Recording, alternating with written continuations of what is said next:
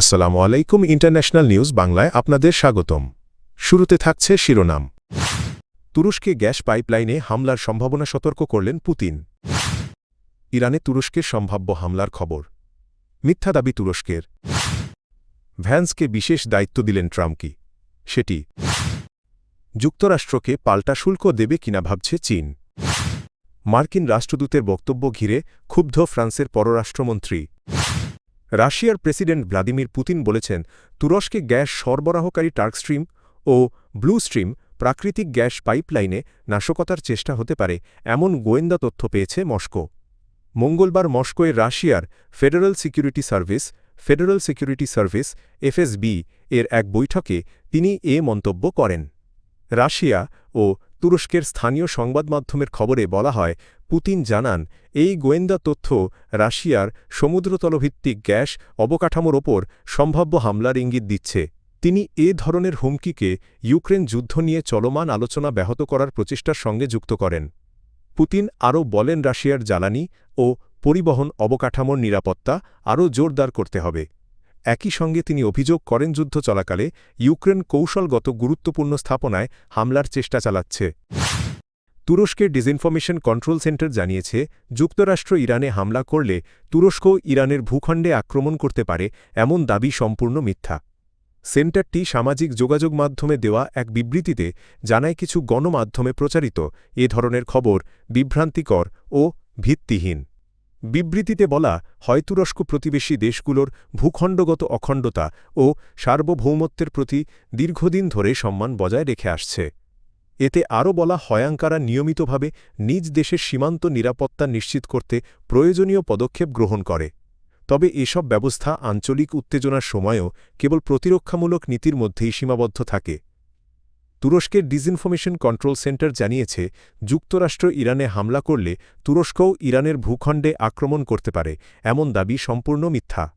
সেন্টারটি সামাজিক যোগাযোগ মাধ্যমে দেওয়া এক বিবৃতিতে জানায়, কিছু গণমাধ্যমে প্রচারিত এ ধরনের খবর বিভ্রান্তিকর ও ভিত্তিহীন। বিবৃতিতে বলা হয়, তুরস্ক প্রতিবেশী দেশগুলোর ভূখণ্ডগত অখণ্ডতা ও সার্বভৌমত্বের প্রতি দীর্ঘদিন ধরে সম্মান বজায় রেখে আসছে।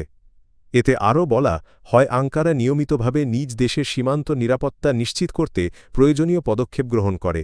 তবে এসব ব্যবস্থা আঞ্চলিক উত্তেজনার সময়ও কেবল প্রতিরক্ষামূলক নীতির মধ্যেই সীমাবদ্ধ থাকে। মার্কিন প্রেসিডেন্ট ডোনাল্ড ট্রাম্প সরকারি ভাতা সংক্রান্ত জালিয়াতি ঠেকাতে নতুন উদ্যোগ নেওয়ার ঘোষণা দিয়েছেন। এ লক্ষ্যে জালিয়াতির বিরুদ্ধে যুদ্ধ পরিচালনার দায়িত্ব দেওয়া হয়েছে ভাইস প্রেসিডেন্ট জেডি ভ্যান্সকে। বুধবার দেওয়া এক বক্তব্যে ট্রাম্প অভিযোগ করেন, ডেমোক্র্যাট নিয়ন্ত্রিত অঙ্গরাজ্যগুলোতে সরকারি সুবিধা অপব্যবহারের হার তুলনামূলক বেশি। তিনি বিশেষভাবে মিনেসোটার কথা উল্লেখ করেন। একই সঙ্গে ক্যালিফোর্নিয়া, ম্যাসাচুসেটস এবং মেইন অঙ্গরাজ্যেও অনিয়মের অভিযোগ তোলেন তিনি। ট্রাম্প বলেন, এসব জালিয়াতির বড় অংশ শনাক্ত ও প্রতিরোধ করা গেলে অল্প সময়ের মধ্যেই ফেডারেল বাজেট ভারসাম্যে আনা সম্ভব হবে। যুক্তরাষ্ট্রের শুল্ক আরোপের ফলে বড় অর্থনৈতিক চাপের মুখে পড়েছে চীন। মার্কিন প্রেসিডেন্ট ডোনাল্ড ট্রাম্প চীন থেকে আমদানির ওপর 20% শুল্ক আরোপ করেন, যা পরবর্তী সময়ে কয়েক দফায় বাড়ানো হয়। এর জবাবে চীন কৃষিপণ্য, জ্বালানি খাত এবং বিরল খনিজ রপ্তানিতে পাল্টা শুল্ক ও বিধিনিষেধ আরোপ করে। এতে দুই দেশের সম্পর্ক উল্লেখযোগ্যভাবে অবনতি ঘটে। তবে যুক্তরাষ্ট্রের সুপ্রিম কোর্ট সম্প্রতি ট্রাম্প প্রশাসনের আরোপিত ওই শুল্ক বাতিল করে দেয়।